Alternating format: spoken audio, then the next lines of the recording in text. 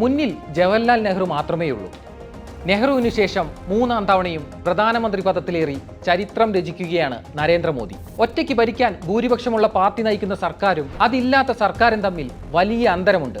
പാർട്ടിയിലും സർക്കാരിലും എതിർ ശബ്ദമുയരാത്ത 10 വർഷങ്ങൾക്കിപ്പുറം മോദിയെ കാത്തിരിക്കുന്നത് കടുത്ത വെല്ലുവിളികളുടെ കാലമാകും.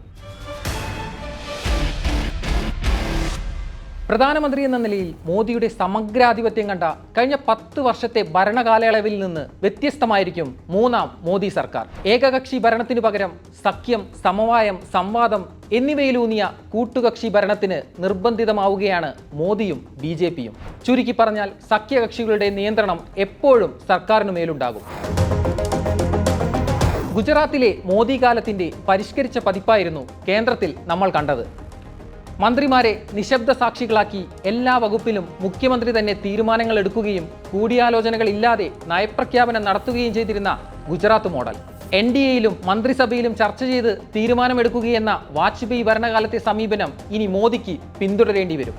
മോദിയുടെ കഴിഞ്ഞ 2 ടേമിലും നിർണായക നയതീരുമാനങ്ങളോ പദ്ധതി പ്രഖ്യാപനങ്ങളോ സഖ്യകക്ഷികളുമായി ചർച്ച ചെയ്തിരുന്നില്ല. എന്തിനേറെ BJPക്കുള്ളിൽ പോലും പ്രധാനമന്ത്രിയും അമിത്ഷായുമല്ലാതെ പ്രധാന നീക്കങ്ങളുടെ ഉള്ളടക്കം അറിഞ്ഞിരുന്നില്ലെന്നാണ് പൊതുസംസാരം. ജമ്മു കാശ്മീരിന്റെ പ്രത്യേക പദവി റദ്ദാക്കാനുള്ള ബിൽ 2019 ഓഗസ്റ്റ് 5-ന് രാജ്യസഭയിൽ ആഭ്യന്തരമന്ത്രി അമിത്ഷാ അപ്രതീക്ഷിതമായി അവതരിപ്പിക്കുമ്പോൾ പ്രതിപക്ഷത്തിനൊപ്പം BJPയുടെ മുതിർന്ന കേന്ദ്രമന്ത്രിമാർ പോലും അമ്പരന്നിരുന്നു. നോട്ട് നിരോധന പ്രഖ്യാപനം പ്രധാനമന്ത്രി ടെലിവിഷനിലൂടെ നടത്തുമ്പോൾ അന്നത്തെ ധനമന്ത്രി അരുൺ ജെയ്റ്റ്ലി ഈ തീരുമാനം അറിഞ്ഞിരുന്നില്ലെന്ന് അക്കാലത്ത് ചർച്ചയായിരുന്നു. വനിതാ സംവരണ ബിൽ ലോക്സഭയിൽ അവതരിപ്പിക്കുന്നതുവരെ പാർലമെന്റിലെ പ്രത്യേക സമ്മേളനം വിളിക്കുന്നത് എന്തിനെന്നും വ്യക്തമായിരുന്നില്ല. രാഷ്ട്രീയ ഗോതയിൽ ഇത്തരം സർജിക്കൽ സ്ട്രൈക്കുകളൊന്നും മോദിക്ക് ഇനി ഒറ്റയ്ക്ക് നടത്താനാകില്ല.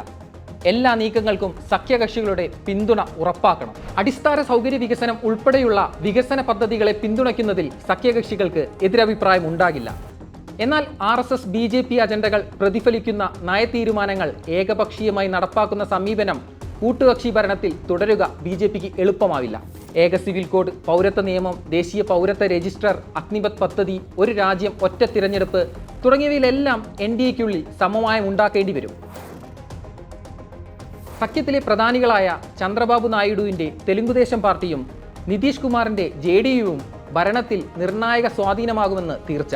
മോദിയും അമിത്ഷായും നിയന്ത്രിച്ചുകൊണ്ടിരുന്ന ഭരണചക്രം തിരിക്കാൻ ഇനി സഖ്യകക്ഷികളും ഒപ്പമുണ്ടാകും. സർക്കാരിന്റെ സുഗമമായ മുന്നോട്ടുപോക്കിന് കൂട്ടായ ചർച്ചകൾക്കും വലിയ വിട്ടുവീഴ്ചകൾക്കും മോദിക്ക് വഴങ്ങേണ്ടിയും വരും. TDPയും JDUവും വിചാരിച്ചാൽ എപ്പോൾ വേണമെങ്കിലും താഴെ പോകാവുന്ന തരത്തിൽ അസ്ഥിരതയുള്ള സർക്കാർ കൂടിയാണിത്.